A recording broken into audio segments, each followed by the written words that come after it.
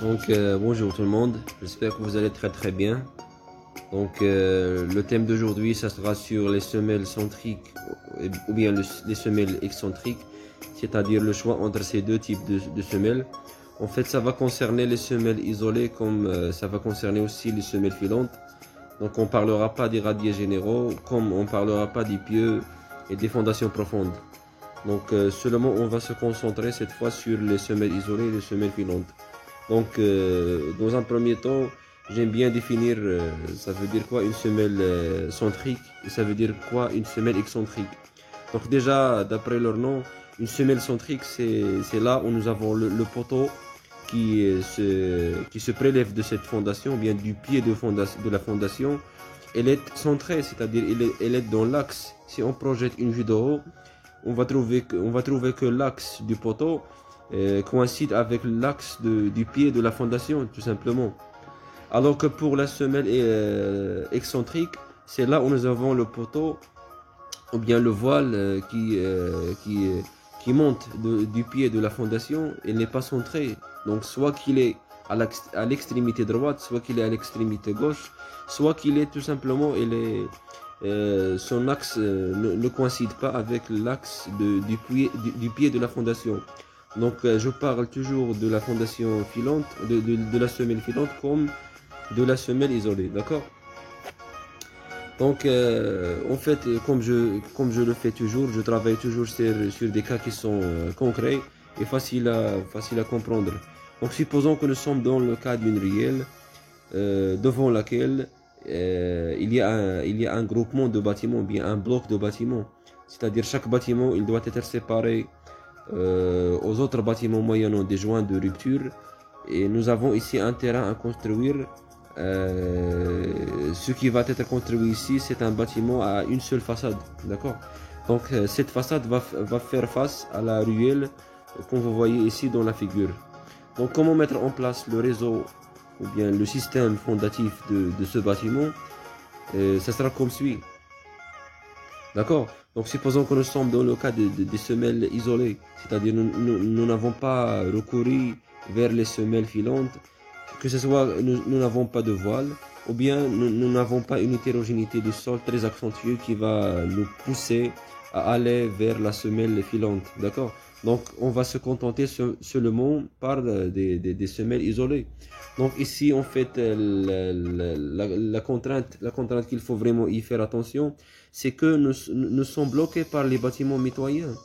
Nous sommes bloqués par les bâtiments mitoyens de telle sorte qu'on ne peut pas centrer les fondations qui sont situées, ou bien les semelles isolées qui sont situées aux extrémités. C'est-à-dire soit vers le haut, soit à la droite, soit à la gauche. Mais pour la fondation qui réside dans le centre, ou bien au niveau du centre, comme pour les fondations, ou bien comme les semelles qui résident à la façade. Donc ici, on a la possibilité, on a la liberté de mettre en place des semelles qui sont centrées. Donc voilà, ici en fait, si je vous questionne, quelles sont, ou bien combien de fondations centriques ici, donc la réponse ça sera, on n'a que deux fondations qui sont centrées, c'est-à-dire ils ne sont pas situés aux extrémités d'une part, ils ne sont pas ils ne sont pas situés aux extrémités tout simplement. D'accord. Donc les deux fondations que nous avons ici, ce sont ces deux qui sont entourées en jaune. D'accord.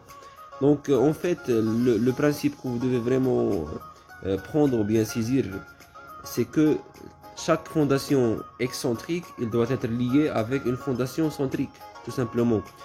Donc on a le risque à ce que les fondations qui ne sont pas centriques, on a le phénomène on pourra avoir des rotations, d'accord, on va voir ceci par la suite, mais le risque, pour diminuer le risque et pour rigidifier la liaison entre les fondations, ou bien ce système fondatif, on doit obligatoirement aller liaisonner chaque fondation excentrique avec une fondation centrique, moyennant quoi? Moyennant des PR, ou bien des poutres de redressement, d'accord.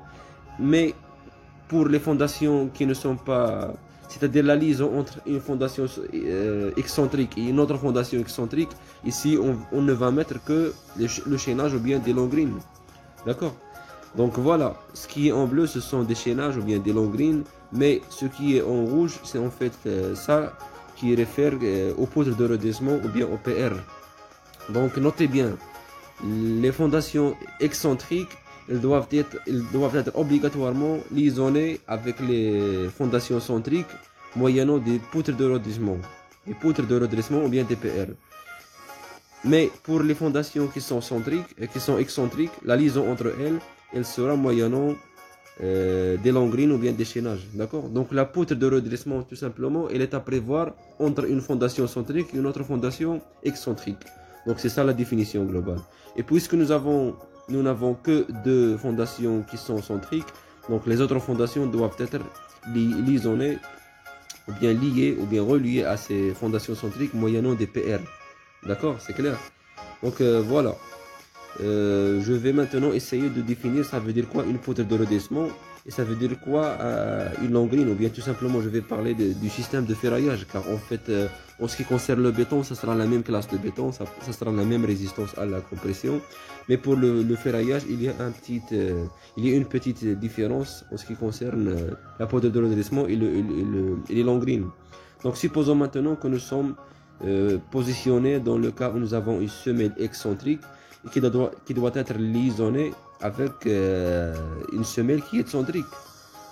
Donc en fait le risque qui réside ici, c'est que c'est la semelle excentrique. On sait très bien que la charge n'est pas appliquée au centre et du coup le tassement n'aura pas une forme ou bien un sens parfaitement vertical, mais on risque à ce qu'il y ait des tassements vers le bas ainsi qu'une rotation. D'accord? Donc ces rotations, elle est due à un moment qui est dû au fait que le poteau n'est pas situé au centre du pied de la fondation. Donc pour remédier à ce problème, on doit mettre en place une poutre de redressement. D'accord? Donc la poutre de redressement, elle est faite ou bien elle est fabriquée moyennant un double. Si nous avons en bas une seule barre d'acier, donc on doit doubler cette barre en haut. D'accord? Donc, et c'est exactement le contraire de la longrine. Pour la longrine, on va trouver deux barres en bas et une seule barre en haut. Donc ici le principe qui va vous laisser comprendre très bien pourquoi cette différence. En fait la poutre de redressement elle a la tendance à relier entre les fondations de telle sorte qu'ils ne subissent pas un mouvement de rotation. D'accord? Donc, mais pour la longrine, les risques qui vont résider ici, c'est qu'il y ait des mouvements en avant, bien en arrière, à la gauche ou bien à la droite, comme en ce qui concerne les tassements différentiels, c'est-à-dire les fondations peuvent mouvoir d'une manière indépendante vers le haut, bien vers le bas plutôt. D'accord? Ou bien vers le haut si nous avons des sols qui sont gonflants. Donc ici, le problème, il va surtout essayer de résoudre le fait à ce que les fondations ne doivent pas être déplacées dans le sens horizontal. D'accord? Et c'est pourquoi en fait les deux barres ici sont à prévoir en bas et non pas en haut. D'accord? Donc si vous avez bien maîtrisé ce principe, vous allez très bien pouvoir différencier entre une poutre de redressement et une longrine simple. D'accord? Donc voilà, c'est ça. Maintenant, supposons que nous ne sommes pas bloqués par un système de bâtiment mitoyen, c'est-à-dire nous n'avons pas de bâtiment ou bien d'obstacle, un mur de clôture ou bien quelque chose qui va nous laisser incapables de prévoir une semelle centrique. Donc déjà par le bon sens, toutes les semelles ils seront des semelles centriques. D'accord? Et les liaisons entre ces deux semelles ne seront plus appelées des poutres de redressement, mais elles seront tout simplement appelées des longrines ou bien des chaînages. Les chaînages, la différence en fait entre le chaînage et la longrine, c'est que le chaînage, en général, sa hauteur est inférieure à la largeur du ferraillage, du système de ferraillage. Mais pour la longrine, en fait, sa hauteur elle est supérieure à sa largeur. Donc c'est ça en fait. On ne peut pas appeler une poutre de redressement que dans le cas où nous avons une liaison entre semelle centrique et une semelle excentrique. Donc voilà, j'espère que c'était clair pour vous Comme je le dis toujours, je suis prêt à répondre à n'importe quel type de questions. Que ce soit des corrections de ce que je fais, des points complémentaires, comme des propositions pour des vidéos prochaines. D'accord? Donc merci à vous et à la prochaine fois.